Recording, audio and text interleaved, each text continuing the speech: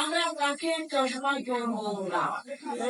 এই তেলঘাটের আন্দোলন করতে এসে, মিছিল করতে এসে আমাদের যে অভিজ্ঞতা সৃষ্টি হয়েছে, অনেক বাধা বাগান নেতারা যারা নিজেদেরকে বিএনপির কর্ণধার হিসেবে মনে করে, তাদেরকে কিন্তু ওই মিছিলে আমি পাই নাই।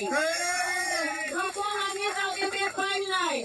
আমি দুইটা মানুষের দায়িত্ব দিয়েছিলাম মিছিলে। সেই মানুষ দুটার নাম আজকে গর্বপটেই বলবো।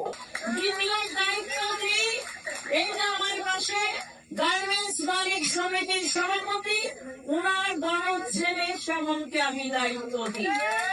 এবং তারাই তাদের সকল পটভূমি তৈরি করে তাদেরকে সাথে দিয়ে কিন্তু আমি এই অর্থ এলাকায় মিছিল করে, সমাবেশ করে, তারপর আমরা এখান থেকে বের করি। অর্থাৎ আপনারা যারা রাজনীতি করেন,